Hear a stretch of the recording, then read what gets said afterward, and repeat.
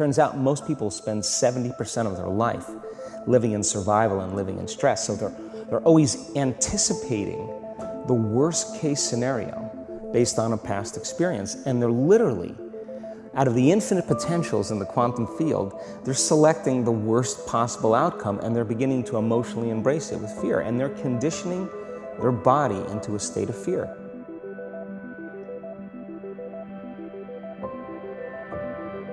People wake up in the morning, they begin to think about their problems. Those problems are circuits of memories in the brain. Each one of those memories are connected to people and things at certain times and places. And if the brain is a record of the past, the moment they start their day, they're already thinking in the past. Each one of those memories has an emotion. Emotions are the end product of past experiences. So the moment they recall those memories of their problems, they all of a sudden feel unhappy, they feel sad, they feel pain. Now, how you think and how you feel creates your state of being. So the person's entire state of being when they start their day is in the past. So what does that mean? The familiar past will sooner or later be predictable future. So if you believe that your thoughts have something to do with your destiny, and you can't think greater than how you feel, or feelings have become the means of thinking, by very definition of emotions, you're thinking in the past. And for the most part, you're going to keep creating the same life. So then people grab their cell phone, they check their WhatsApp, they check their text, they check their emails, they check Facebook, they take a picture of their feet, they post it on Facebook, they tweet something, they do Instagram, they check the news, and now they feel really connected to everything that's known in their life. And then they go through a series of routine behaviors. They get out of bed on the same side, they go to the toilet, they get a cup of coffee, they take a shower, they get dressed, they drive to work the same way, they do the same things, they see the same people, they push the same emotional buttons, and that becomes the routine, and it becomes like a program. So now they've lost their free will to a program, and there's no unseen hand doing it to them.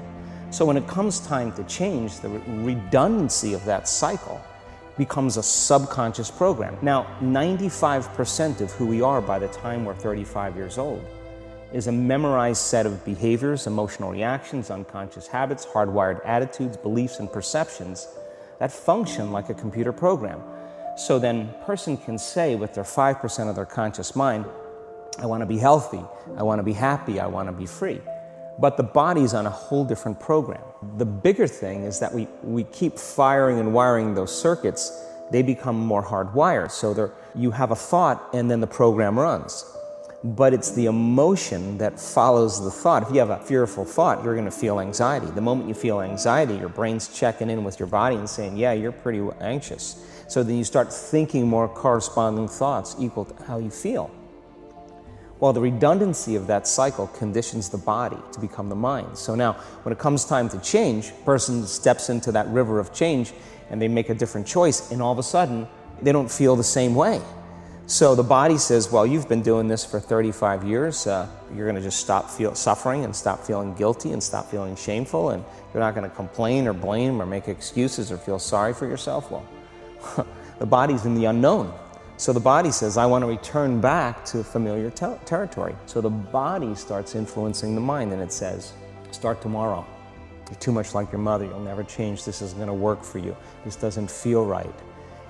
And so if you respond to that thought as if it's true, that same thought will lead to the same choice, which will lead to the same behavior, which will create the same experience, which will produce the same emotion. So then how do you begin to make those changes? Well, you have to get beyond the analytical mind, because what separates the conscious mind from the subconscious mind is the analytical mind. And that's where meditation comes in, because you can teach people through practice how to change their brainwaves, slow them down. And when they do that properly, they do enter the operating system where they can begin to make some really important changes.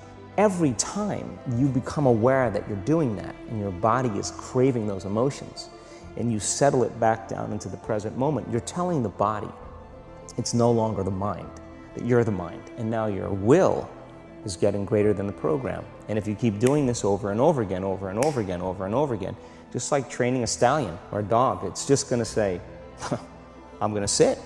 And the moment that happens, and the body's no longer the mind, when it finally surrenders, there's a liberation of energy. So the servant now has become the master. And the person, all of a sudden, once they step into that unknown, they'd rather feel guilt and suffering because at least they can predict it. Being in the unknown is a scary place for most people because the unknown is uncertain. And people say to me, well, I can't predict my future. I'm in the unknown, and I always say the best way to predict your future is to create it.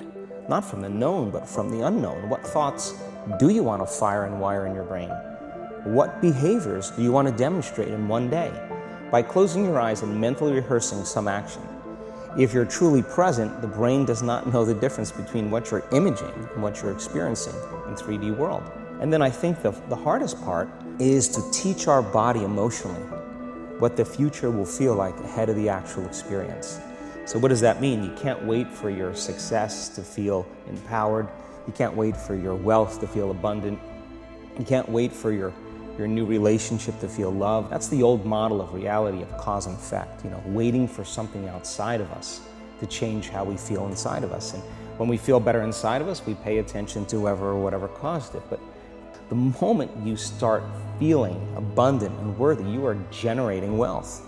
The moment you're empowered and feel it, you're beginning to step towards your success. That's the difference between living as a victim in your world, saying, I am this way because of this person or that thing or this experience. They made me think and feel this way.